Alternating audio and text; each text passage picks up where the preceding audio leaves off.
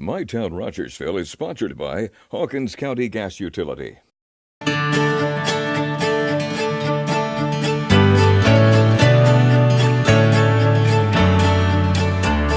Welcome to My Town. I'm John Engel, and this week we're in Rogersville, Tennessee, the county seat of Hawkins County with the second oldest courthouse in Tennessee, home to the state's first newspaper and the grandparents of Davy Crockett.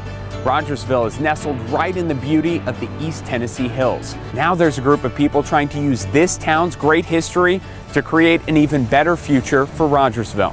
To understand where Rogersville is headed, you got to go back hundreds of years. Rogersville was born from the Revolutionary War, a land grant to Thomas A. Mee, part of which was given as a wedding present to the man who married one of his daughters, Joseph Rogers. Well, the government back then didn't have much money. In fact, they were in debt because of the war, but they had thousands of acres of land. So instead of getting $50, you'd get so many acres of land. So much of the blow-by-blow history of Rogersville has been preserved over the years because the town was home to the state's first newspaper, the Knoxville Gazette.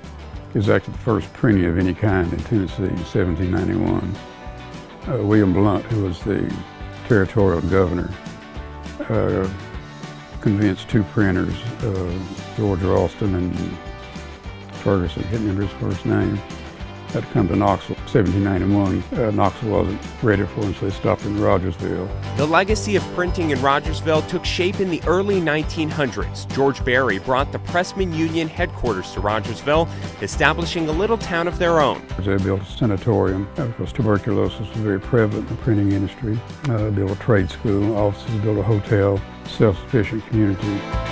The Rogersville Heritage Association established the Tennessee Newspaper and Printing Museum to lock in the history of what built this small town into the center of the printing world. This is a picture of how the printing business was started. The interest here has been in preserving our cultural history as well as buildings that we have worked to try to preserve.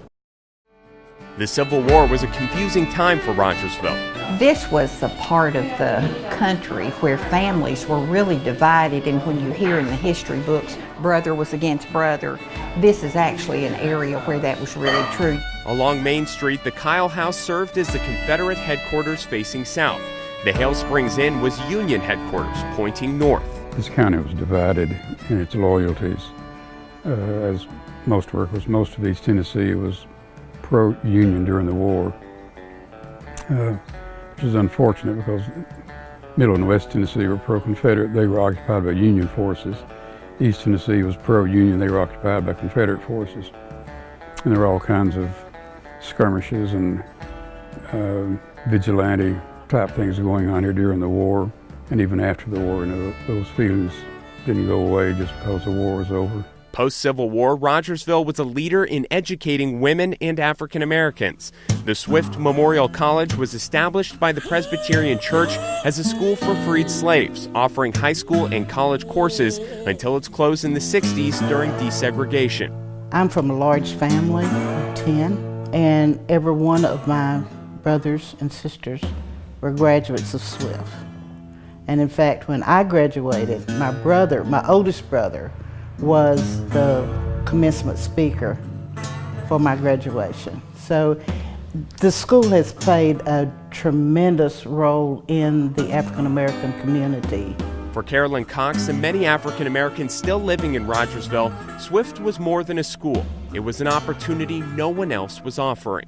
I hope they see our roots, because that certainly played a vital role in our incorporation into the world.